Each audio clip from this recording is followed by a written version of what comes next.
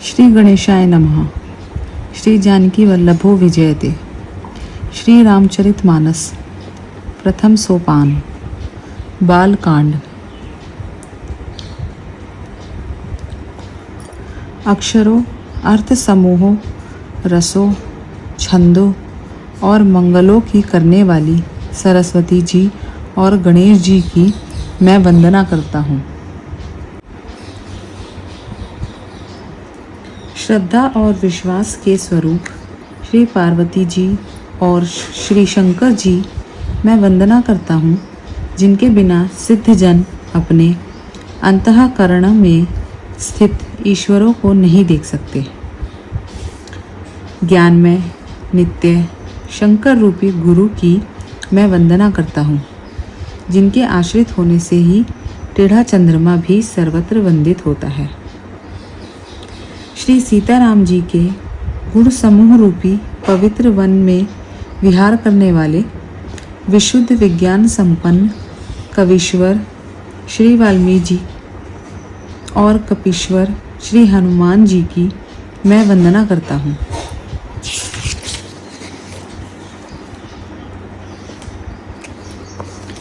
उत्पत्ति, स्थिति और संहार करने वाली, क्लेशों की हरने वाली तथा संपूर्ण कल्याणों की करने वाली श्री रामचंद्र जी की प्रियतमा श्री सीता जी को मैं नमस्कार करता हूँ, जिनकी माया के वशीभूत संपूर्ण विश्व ब्रह्मा आदि देवता और असुर हैं, जिनके सत्ता से रस्सी में सर्प के भ्रम की भांति यह सारा दृश्य जगत सत्य ही प्रतीत होता है, और जिनके केवल चरण ही भवसागर से तरने की इच्छा वालों के लिए एकमात्र नौका है। उन समस्त कारणों से प्रणाम कहने वाले भगवान हरि की मैं वंदना करता हूँ। अनेक पुराण, वेद और शास्त्र में सम्मत तथा जो रामायण में वर्णित हैं और कुछ अन्य तरह से भी उपलब्ध श्री रघुनाथ जी की कथा को तुलसीदास अपने अंतःकरण के सुख के लिए अत्यंत मनोहर भाषा रचना में विस्तृत करता है, जिन्हें स्मरण करने से सब कार्य सिद्ध होते हैं। जो गणों के स्वामी और सुंदर हाथी के मुख वाले हैं, वे ही बुद्धि के राशि और शुभ गणों के धाम मुझ पर कृपा करें। जिनकी कृपा से गूंगा बहुत सुंदर बोलने वाला हो जाता है और लंगड़ा लूला दुर्गम पहाड़ पर चढ़ जाता है, वे कलयुग के सब पापों को जला डालने वाले दयालु मुझ पर द्रवित हों।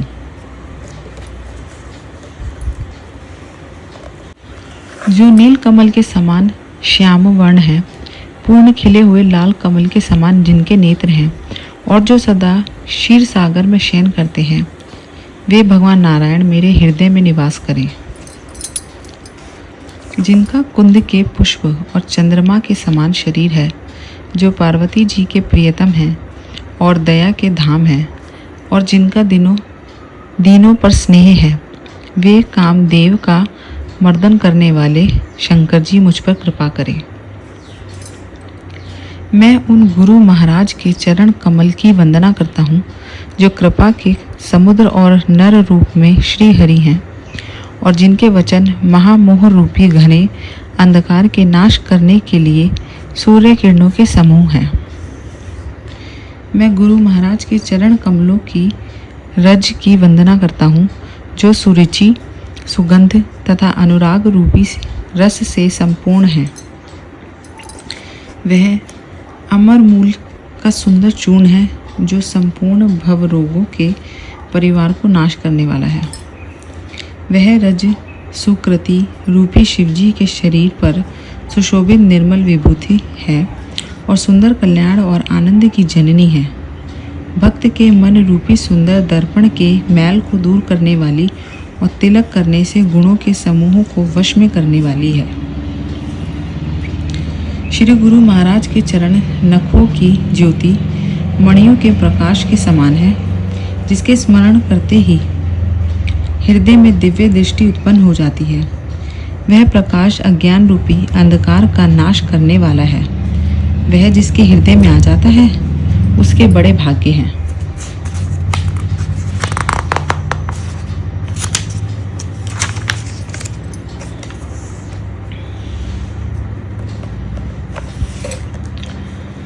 उसके हृदय में आते ही हृदय के निर्मल नेत्र खुल जाते हैं और संसार रूपी रात्रि के दोष दुख मिट जाते हैं एवं श्री रामचरित्र रूपी मणि और माणिक्य गुप्त और प्रकट जहाँ जो जिस खान में है सब दिखाई पड़ने लगते हैं। जैसे सिद्धांत जनों को नेत्रों में लगाकर साधक सिद्ध और सुजान पर्वतों वनों और पृथ्वी के अंदर कौतुक से बहुत सी खाने देखते हैं। श्री गुरु महाराज के चरणों की रज कोमल और सुंदर नयनामृत अंजन है जो नेत्रों के दोषों का नाश करने वाला है। उस अंजन से विवेकी रूपी नेत्रों को निर्मल करके मैं संसार रूपी बंधन से छुड़ाने वाले श्री रामचरित्र का वर्णन करता हूँ। पहले पृथ्वी के देवता ब्राह्मणों के चरणों की वंदना करता हूँ जो अज्ञान से उत्पन्न सब संदेहों को हरने वाले हैं। फिर सब गुणों की खान संत समाज को प्रेम सहित सुंदर वाणी से प्रणाम करता हूँ। संतों का चरित्र कपास के चरित्र शुभ है जिसका फल नीरस विशद और गुणमय होता है। कपास की डोरी नीरस होती है। संत चरित्र में भी विषय शक्ति नहीं है, इससे वह भी नीरस है। कपास उज्जवल होता है। संत का हृदय भी अज्ञान और पाप रूपी अंधकार से रहित होता है, इसलिए वह विशद है और कपास में गुण होते हैं। इसी प्रकार संत का चरित्र भी सद्गुणों का भंडार होता है, इसलिए वह गुणमय है। जैसे कपास का धागा सुई के किए हुए छेदों को अपना तन देकर ढक देता है, अथवा कपास जैसे लोढ़े जाने काते जाने और बुने जाने का कष्ट सहकर भी वस्त्र के रूप में परिणत होकर दूसरों के गोपनीय स्थानों को ढकता है, उसी प्रकार संत स्वयं दुख सहकर दूसरों के छिद्रों को ढकता है, जिसके कारण उसने जगत में वंदनीय यश प्राप्त किया है। संतों का समाज आनंद और कल्याणमय है, जो जगत में चलता फिरता तीर्थराज है, जहाँ राम भक्ति रूपी गढ़गंगा जी की धारा है और ब्रह्मा विचार का प्रचार सरस्वती जी हैं। विधि और निषेध रूपी कर्मों की तथा कलयुग के पापों को हरने वाली सूर्य तनया यमुना जी है और भगवान विष्णु और शंकर जी की कथाएं त्रिवेणी रूप से सुशोभित हैं, जो सुनते ही सब आनंद और कल्याणों को देने वाली है। अपने धर्म में जो अटल विश्वास है वह अक्षयवट है और शुभ कर्म ही उस तीर्थराज का समाज है। वह सब देशों में सब समय सभी को सहज ही में प्राप्त हो सकता है और आदर पूर्वक सेवन करने से क्लेशों को नष्ट करने वाला है। वह तीर्थराज अलौकिक और अकथनीय है एवं तत्काल फल देने वाला है। उसका प्रभाव प्रत्यक्ष है। जो मनुष्य इस संत समाज रूपी तीर्थराज का प्रभाव प्रसन्न मन से सुनते और समझते हैं और फिर अत्यंत प्रेम पूर्वक इसमें गोते लगाते हैं, वे इस शरीर के रहते ही धर्म अर्थ काम मोक्ष चारों फल पा जाते हैं। इस तीर्थराज में स्नान का फल तत्काल ऐसे देखने में आता है कि कौवे कोयल बन जाते हैं और बगुले हंस। यह सुनकर कोई आश्चर्य न करे, क्योंकि सत्संग की महिमा छिपी नहीं है। वाल्मीकि जी, नारद जी और अगस्त्य जी ने अपने अपने मुखों से अपनी होनी कही है। जल में रहने वाले, जमीन पर चलने वाले और आकाश में विचरने वाले नाना प्रकार के जड़ चेतन जितने जीव इस जगत में हैं, उनमें से जिसने जिस समय जहाँ कहीं भी जिस किसी यत्न से बुद्धि कीर्ति सदगति विभूति और भलाई पाई है, सो सब सत्संग का ही प्रभाव समझना चाहिए। वेदों में और लोक में इनकी प्राप्ति का दूसरा कोई उपाय नहीं है। सत्संग के बिना विवेक नहीं होता और श्री राम जी की कृपा के बिना वह सत्संग सहज में मिलता नहीं। सत्संगति आनंद और कल्याण की जड़ है। सत्संग की सिद्धि ही फल है और सब साधन तो फूल है। दुष्ट भी सत्संगति पाकर सुधर जाते हैं। जैसे पारस के स्पर्श से लोहा सुहावना हो जाता है, किंतु दैव योग से यदि कभी सज्जन कुसंगति में पड़ जाते हैं तो वे वहाँ भी सांप की मणि के समान अपने गुणों का ही अनुसरण करते हैं। अर्थात जिस प्रकार सांप का संसर्ग पाकर भी मणि उसके विष को ग्रहण नहीं करती तथा अपने सहज गुण प्रकाश को नहीं छोड़ती, उसी प्रकार साधु पुरुष दुष्टों के संग में रहकर भी दूसरों को प्रकाश ही देते हैं। दुष्ट का उन पर कोई प्रभाव नहीं पड़ता। ब्रह्मा विष्णु शिव कवि और पंडितों की वाणी भी संत महिमा का वर्णन करने में सकुचाती है। वह मुझसे किस प्रकार नहीं कही जाती। जैसे साग तरकारी बेचने वाले से मणियों के गुण समूह नहीं कहे जा सकते। मैं संतों को प्रणाम करता हूँ जिनके चित्त में समता है, जिनका न कोई मित्र है और न शत्रु। जैसे अंजलि में रखे हुए सुंदर फूल दोनों ही हाथों को समान रूप से सुगंधित करते हैं। संत सरल हृदय और जगत के हितकारी होते हैं। उनके ऐसे स्वभाव और स्नेह को जानकर मैं विनय करता हूँ। मुझे इस बाल विनय को सुनकर कृपा करके श्री राम जी के चरणों में मुझे प्रीति दें। अब मैं सच्चे भाव से दुष्टों को प्रणाम करता हूँ, जो बिना ही प्रयोजन अपना हित करने वाले के भी प्रतिकूल आचरण करते हैं। दूसरों के हित की हानि ही जिनकी दृष्टि में लाभ है, जिनको दूसरों के उजड़ने में हर्ष और बसने में विषाद होता है। जो हरि और हर के यश रूपी पूर्णिमा के चंद्रमा के लिए राहु के समान है और दूसरों की बुराई करने में सहस्त्र बाहु के समान वीर है। जो दूसरों के दोषों को 1000 आंखों से देखते हैं और दूसरों के हित रूपी घी के लिए जिनका मन मक्खी के समान है। जो तेज में अग्नि और क्रोध में यमराज के समान है। पाप और अवगुण रूपी धन में कुबेर के समान धनी है। जिनकी बढ़ती सभी के हित का नाश करने के लिए केतु के समान है और जिनके कुंभकर्ण की तरह सोते रहने में ही भलाई है। जैसे ओले खेती का नाश करके आप भी गल जाते हैं, वैसे ही वे दूसरों का काम बिगाड़ने के लिए अपना शरीर तक छोड़ देते हैं। मैं दुष्टों को शेष जी के समान समझकर प्रणाम करता हूँ, जो पराये दोषों का 1000 मुखों से बड़े रोषक साथ वर्णन करते हैं।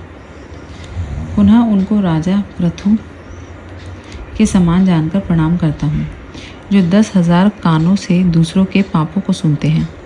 फिर इंद्र के समान मानकर उनकी विनय करता हूँ, जिनको सुरा मदिरा नीकी और हितकारी मालूम देती है, जिनको कठोर वचन रूपी वज्र सदा प्यारा लगता है और जो 1000 आंखों से दूसरों के दोषों को देखते हैं। दुष्टों की यह रीति है कि वे उदासीन शत्रु अथवा मित्र किसी का भी हित सुनकर जलते हैं। यह जानकर दोनों हाथ जोड़कर यह जन प्रेम पूर्वक उनसे विनय करता है। मैंने अपनी ओर से विनती की है, परंतु वे अपने ओर से कभी नहीं चूकेंगे। कौओं को बड़े प्रेम से पालिए, परंतु वे क्या कभी मांस के त्यागी हो सकते हैं। अब मैं संत और असंत दोनों के चरणों की वंदना करता हूँ। दोनों ही दुख देने वाले हैं, परंतु उनमें कुछ अंतर कहा गया है। वह अंतर यह है कि एक संत तो बिछुड़ते समय प्राण हर लेते हैं और दूसरे असंत मिलते हैं तब दारुण दुख देते हैं।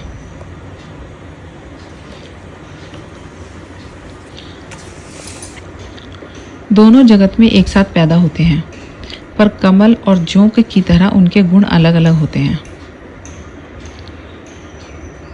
कमल दर्शन और स्पर्श सुख देता है, किंतु जोग शरीर का स्पर्श पाते ही रक्त चूसने लगती है। साधु अमृत के समान मृत्यु रूपी संसार से उबारने वाला और असाधु मदिरा के समान मोह प्रसाद और जड़ता उत्पन्न करने वाला है। दोनों को उत्पन्न करने वाला जगत रूपी अगाध समुद्र एक ही है।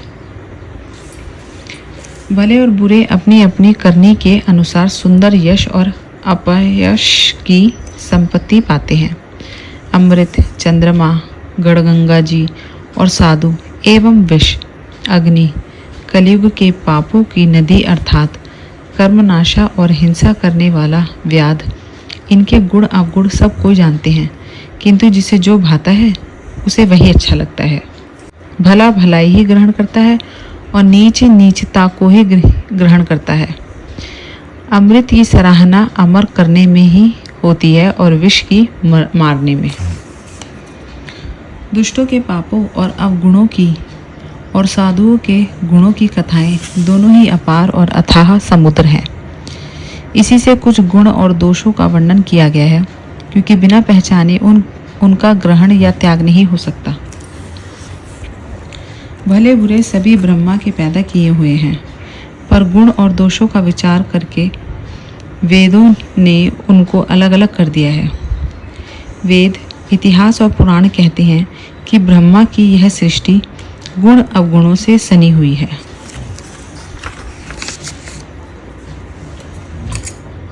दुख सुख, पाप पुण्य, दिन रात, साधु असाधु, सुजाति कुजाति, दानव देवता, ऊंच नीच, अमृत विष, सुजीवन मृत्यु, माया ब्रह्मा, जीव ईश्वर, संपत्ति दरिद्रता, रंक राजा, काशी मगध, गढ़गंगा कर्मनाशा, मारवाड़ा मालवा, ब्राह्मण कसाई, स्वर्ग नरक, अनुराग वैराग्य, सभी पदार्थ ब्रह्मा की सृष्टि में हैं। वेद शास्त्रों ने उनके गुण दोषों का विभाग कर दिया है। विधाता ने इस जड़ चेतन विश्व को गुण दोष में रचा है, किंतु संत रूपी हंस दोष रूपी जल को छोड़कर गुण रूपी दूध को ही ग्रहण करते हैं। विधाता जब इस प्रकार का विवेक देते हैं, तब दोषों को छोड़कर मन गुणों में अनुरक्त होता है। काल स्वभाव और कर्म की प्रबलता से भले लोग भी माया के वश में होकर कभी कभी भलाई से चूक जाते हैं।